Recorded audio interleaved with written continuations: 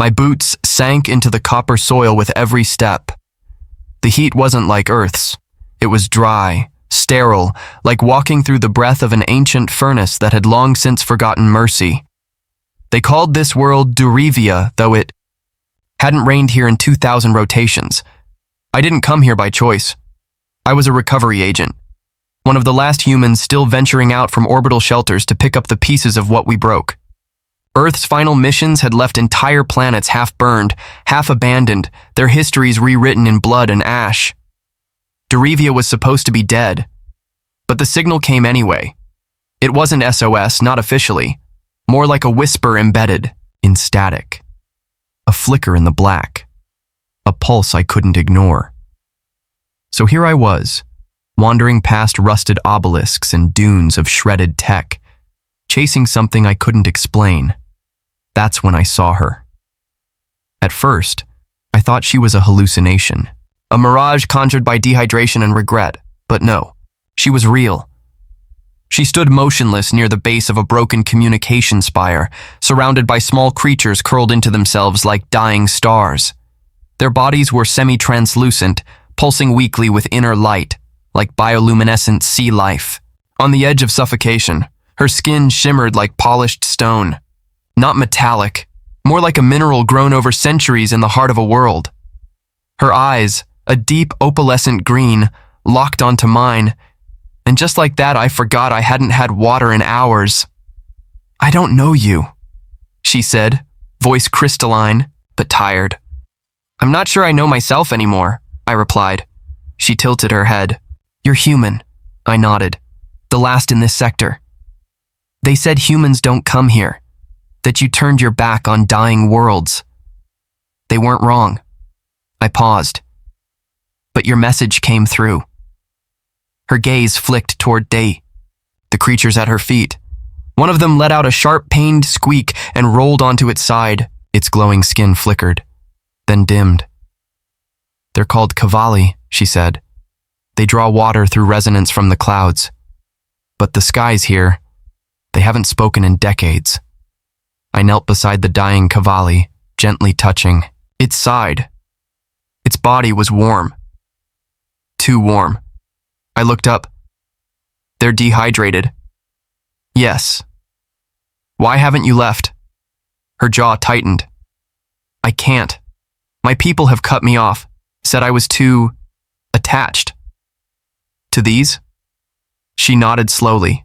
"They were created to help terraform the surface, but when the program failed, they were considered obsolete, disposable." I looked at the cracked terrain around us. Once fertile, maybe. Now silent. "You stayed behind for them?" "I was one of the scientists," she said, "but I didn't follow orders when they retreated underground. I stayed. My name is Sci-Fi." I didn't respond right away. I reached for the strap on my shoulder and detached my survival pouch. "I only have one water pod left," I said. "Enough to get me back to the drop site." Her expression didn't change, but her silence said everything. "Do they need much?" She looked down. "Even a few drops might stabilize one." I took the pod, turned it over in my hand. It was cool, condensation fogging its sides like the last breath in a coffin. My hand trembled as I extended it. "For them." She stared.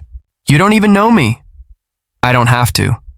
One by one, she helped me lift the cavalli and drop a small measure into their mouths, or whatever aperture they used.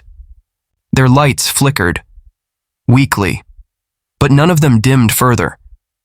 When we reached the last one, the smallest, its glow barely alive, Sci-Fi paused. "This one's name is Euro. He's the youngest." I placed the pod to his lips. He twitched, then drank, and then he chirped. A high, soft, musical sound that made Sci-Fi inhale sharply. I haven't heard that in weeks. She looked at me like I was made of starlight. "Why would you do this?" I shrugged. "I've seen too many things die without anyone trying."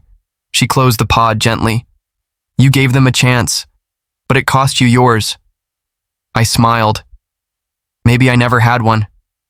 She said nothing, but something in her eyes shifted, from defense to sorrow, to a flicker of something else entirely. Something warmer. "Come with me," she said finally, "before the sun returns." I followed her across the terrain, the cavalli trailing behind, stronger now, weak, but not broken. As we descended into a canyon etched by what must have once been water, I felt the air change, cooler, faintly damp. Hidden vents released mist from beneath the surface. She stopped at a stone gate covered in organic circuitry, its lines glowing in rhythmic pulses. "You'll be safe here," she said. "The underground preserves what's left of Derevia's lungs." "Will they welcome me?" She looked down. "No, but I will." The stone door slid open with a low moan, like a giant exhaling after a 1,000-year slumber. Cold mist poured from the entrance, swallowing my boots, curling around Saravai's silhouette. The cavalli clustered around her ankles, pulsing faintly, with restored light. I stepped inside. The descent into the underground was not mechanical. There were no elevators, no staircases. The floor itself shifted, adapting to each footfall, carrying us downward like standing on the back of a sleeping creature that just happened to move in the right direction. "This is the Aerith Core," Saravai said, her voice low. "Built before our colonies, before the separation." Separation. The word hung like frost. The chamber we entered bloomed with soft bioluminescent vines wrapping around structures I couldn't begin to describe. Towers of stone and glass that throbbed like hearts, walls with embedded memories flowing in. "Visible data streams. It's alive," I whispered. "All of Derevia was." "Is," she replied. "We just stopped listening." As we walked, I noticed other life forms, not sentient, but aware. Moss that glowed with our passing. Ceiling spores that rearranged themselves to mimic constellations. Water trickled from unseen sources collected in crystalline reservoirs, glistening beneath gentle light, but no other people. "You said your people cut you off," I said. She nodded, brushing a hand over a branching vine that retreated at her touch. "They sealed this section, declared it impure, too connected to surface elements, too connected to life." She glanced back at me. "Too connected to compassion." We entered her sanctum, a dome of soft stone and shimmering threadlight, woven across the ceiling. There was a resting platform, a central console grown like a tree stump, and along the curved walls, archives. Pulsing orbs of memory. She waved her hand across the console, and it came alive with patterns and sound. A holographic web spun upward, a planetary model of Derevia's underground cities, marked in strands of red and blue. "They're preparing to abandon the surface entirely," she said. "Flood the upper tunnels. Cleanse the biosphere. They think it's corrupted. And the cavalli? They'll die in hours. And you?" Her voice dropped. "I'm not sure they'll let me live either." Silence. The truth was heavier than the heat outside. Later, she offered me water, cold, clean, pulled from the veins of the earth. I drank. She sat across from me, elbows on her knees, eyes studying me like I was another broken piece of this dying world. "You never told me your name," she said. "Jalen." She nodded slowly. "Jalen. Why did you answer the signal?" I thought for a moment. I've lost people. Commanders. Friends. Even strangers. And I keep wondering if they would have lived if someone had just answered. If someone had shown up. Her gaze dropped to the cavalli nestled between us. "You showed up for them." "I didn't know they mattered to anyone." "They matter to me," she said, soft as breath. "They were my first project, not just biological prototypes. Companions. Helpers. They communicate through vibration and empathy. They don't just feel water. They feel us." I looked down at the smallest one, Yiro, who had curled, up beside me, gently pulsing with a glow that matched my heart rate. "I think they like you," she said. "I think I like them back." The moment stretched, the way it does when time tries not to interrupt something sacred. She leaned slightly forward, and I could see the hairline fractures in her composure. Strength forged from exile. guilt polished into silence. I used to believe in my people, she said. But the deeper they went into the planet, the less they remembered of the surface, of the sky, of kindness. And your sister? I asked. She froze. I saw her, she whispered, 2 days before they closed the gates.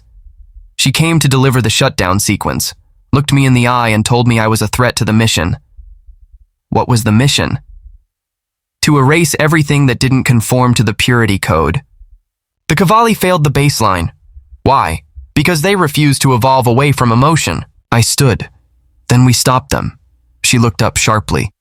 We can't. You said they need a signal to activate the failsafe. If we get there first? She stood too, her posture rigid. It's not that simple. There's a key mind overseeing, the deeper core. An intelligence hybrid, part biological, part digital. It logs every movement, scans for anomalies.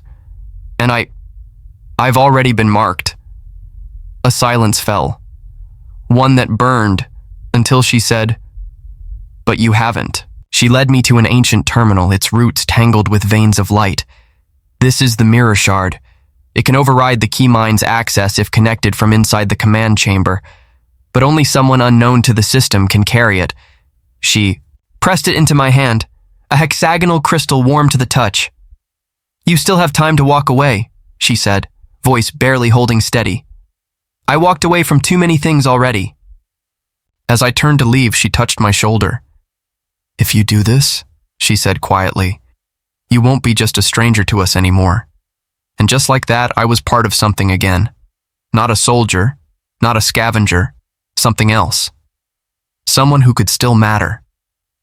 The mirror shard hummed inside my chest rig, pulsing faintly with each heartbeat, or maybe the other way around. It wasn't just a key. It was a test of loyalty, of memory, of fear. Sci-Fi and I stood before the veil gate, the last threshold, before the command chamber, a place few had entered, and none had walked out of unmarked. The key mind doesn't sleep, she whispered. It catalogs patterns, tracks deviations. If it detects unfamiliar energy, it erases. She nodded. The Cavalli gathered at her feet, silent now, their luminous fur dimming as if they sensed the gravity pressing down from the ceiling. I touched the crystal through the fabric of my uniform. You're sure it won't recognize me? You're human, she said. Your neural frequency is off the map. To it, you're noise, static. That sounded comforting and terrifying all at once. A long silence stretched between us. I looked. At her, really looked. Even under the artificial biolight, she was radiant in that quiet, wounded way. Like something still standing after the storm had taken everything else. If I don't come back, I said, you know what to do. Her lips parted. Don't. I'm just saying, no, don't speak like that. Her eyes flashed, and for a moment I saw fire beneath the calm. If you say goodbye now, I'll never forgive you. I swallowed. All right. She reached up and placed her fingers gently on my temple. Then I'll wait. I'll believe. And with that, I stepped through the veil. The tunnel bent time. That's the only way I can describe it. I walked for what felt like seconds and hours at once. Every surface shifted, not physically, but perceptually, as if my senses were being rewritten by unseen algorithms. Then I reached it. The Hartwell chamber. The air buzzed like a wasp's nest. In the center, suspended in strands of liquid metal and sound, floated the key mind, a shimmering orb of nerve and crystal, its core glowing with languages I couldn't even imagine translating, but I didn't have to. The mirror shard. Pulled toward it, humming louder now. I approached the console, a pedestal of bone-white alloy unfolded beneath my feet. I touched the shard to the receptor, and the world stopped. Identity, unknown. Specimen, outside protocol. Status, permitted with caution. A pause. Then, A voice like all my memories speaking at once said, "Begin repair sequence or submit to analysis." I chose neither. I uploaded Sci-Fi's override sequence, encoded in the shard. Lines of red began to pulse through the core, unraveling locks one by one. It was working, until the chamber froze, and a new voice cut through the silence. Colder, human-shaped. Of course it would be you. I turned. Standing at the threshold was a figure in obsidian armor, etched with iridescent lines that flickered like lightning veins. Her face was unmistakable, even with the neural visor pulled across her brow. She bore the same angular features as Sci-Fi, but sharper, meaner. "You're Valera," I said. She stepped closer, visor retracting into her collar. "You shouldn't be here," she said. "Neither of you should. I'm not part of your world." She smiled thinly. "No, but you've become part of hers." She paced slowly around the chamber. "You know what makes the Cavalli dangerous? It's not their biology, not their water dependence. It's their influence. They amplify emotion. They create empathy. And you see that as a virus. I see it as collapse. Emotion breeds rebellion. Rebellion unravels structure. Structure is survival." I stepped in front of the console. "You don't have to. Do this. Let them live." Her hand twitched. From her hip, a device extended, not quite a weapon, not quite a tool. "And let my sister infect another generation with weakness?" "She's not weak," I said. "She stayed behind when all of you ran." That wasn't bravery. Valera raised the device. It was disobedience. I braced for the strike, but it never came. A sharp chirp echoed. From behind me. Euro, the little Cavalli, had followed. Me, I hadn't even heard him. He stepped between us, tiny chest heaving, glow flickering violently. "Move!" Valera ordered. He didn't. He sang. Not a melody, a code, a frequency that made the chamber tremble. The key mind listened. Valera's expression shifted from rage to panic. "No! No! No!" Too late. The core lit up like a star reborn. Override accepted. Priority transfer, sentience recognized. Initiating mercy protocol. The floor beneath Valera split. She screamed, not in pain, in defeat. And then she was gone. The chamber sealed. The mirror shard disintegrated in my hand. The way back was shorter. When I emerged from the veil, Sci-Fi was there, eyes wide, heart in her throat. "You're bleeding," she said, rushing to my side. I looked down. Didn't even notice. She touched my arm, then paused. You saw her."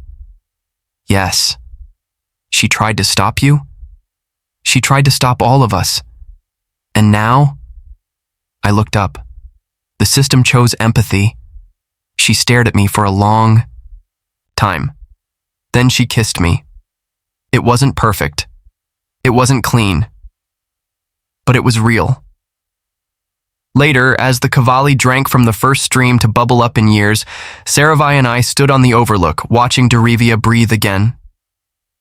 "You saved them," she said. I shook my head. "They saved us." The sky above Derivia changed color 3 days after the Veil Gate shut forever. Not with fire or war or smoke, but with light. Real light. Pale gold spilled across the horizon where violet storms once lived, illuminating ruined towers and glass dunes like they'd been waiting centuries to be seen. The biosphere had begun to heal, and the air, though still thin, no longer burned the lungs. The Cavalli gathered at the river bend where the spring first broke open. They drank, in slow ceremony, vibrating in unison, glowing from their cores. Each pulse traveled underground, a signal to their kin still hidden in shadow. They were returning. Sci-Fi and I sat on the ledge above them, her hand in mine, bare feet dipped in the clear water. It was cold, alive. It carried whispers now, not just echoes of movement, but of memory. Derivia was remembering itself. She spoke quietly, eyes on the valley. It wasn't supposed to happen this fast. What changed? You, she said without looking at me. We built no cities. We didn't need them. Shelters grew from seed capsules the Cavalli exhaled after rest. They responded to our emotions, hardening in storms, opening in calm. The land bent itself around our choices like it had been waiting for someone to ask, not command. At night, we told stories, not legends of old Durivia, but of what could be now. The names changed, the endings were always new, and through it all, Sci-Fi grew stronger. She no longer flinched when she spoke her sister's name, no longer cried in her sleep.